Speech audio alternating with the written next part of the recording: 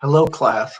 I'd like to thank you, first of all, for turning in your discussion boards and your short essay for week one. I really appreciate everyone getting everything done. The purpose of the two short essays for the first couple weeks is to get you into the mindset of thinking about something and then writing um, a critical thought about it, kind of getting back to the idea of writing a little bit of a formal paper. With that, I'd like to ask you this week, try to write a little bit more formally in your paper. Some of you did a very good job, but I'd like you to make sure you're using your best language. You're not using any slang, colloquialisms.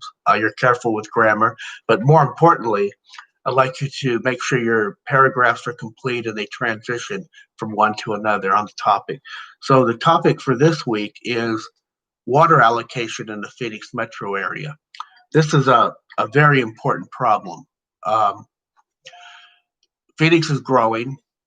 Phoenix and Dallas are the two fastest growing metro areas in the country. And the problem is you have to have water. We don't have any water. If you look at the PowerPoint I attached, you'll notice that the sources of water are 40% is groundwater. That's the reason why Native Americans lived here.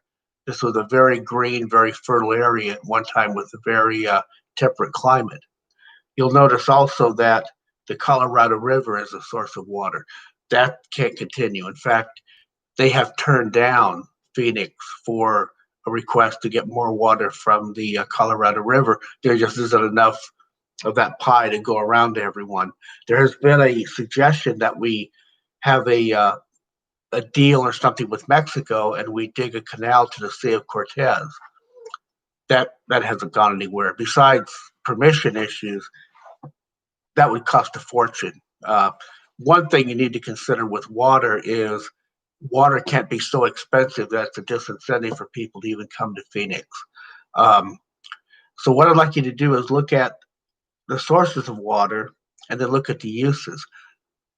I was shocked to find out that 74% of agricultural use is what takes up most of our water. So thinking about a solution, is it feasible that we can start cutting down and eliminating agriculture?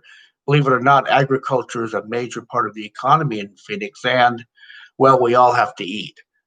Should we just cut down all the orange trees in East Mesa and get rid of them?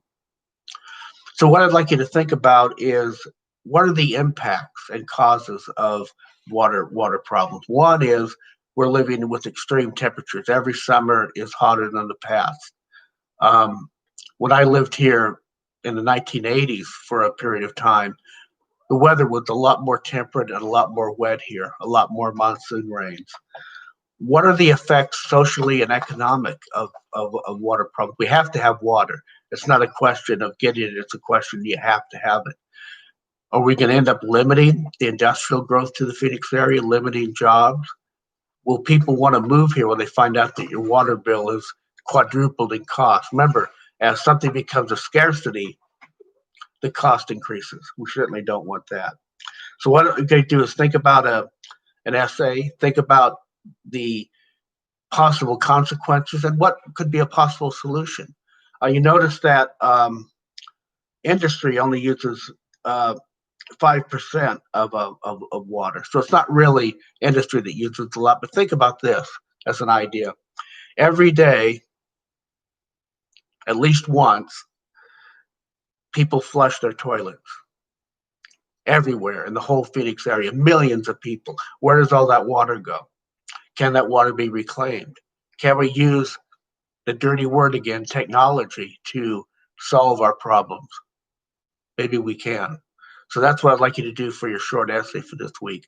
Now, your discussion question is along the idea of from last week's social media. I put a PowerPoint. I want you to imagine, you're smart, you're college students, you get a summer internship with either Twitter, Facebook, Snapchat, or Instagram. Or you could pick another app. You could pick, TikTok.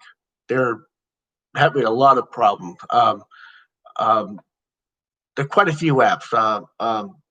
I have one that does a live streaming that I really like a lot. Let's see if I can find it here on my phone. It allows you to zoom around to different places and stuff. Periscope.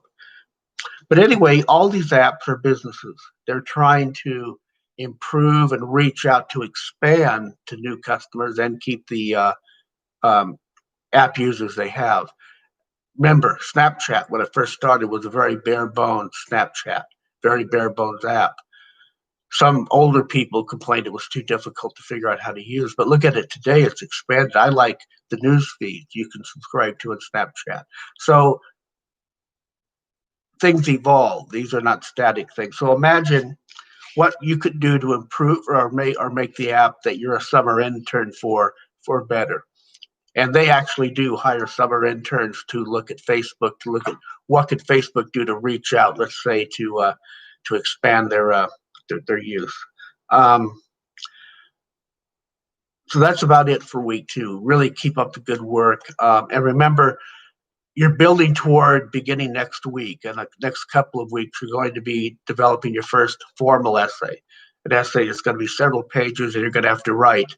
Uh, Critically, you're going to have to write a thesis and develop topic paragraphs for each of your body paragraphs and transition them. So I'd like you to work on developing this short, just one page. You don't need citations, but it's a process of thinking and doing.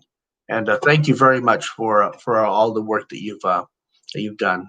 Okay, thank you.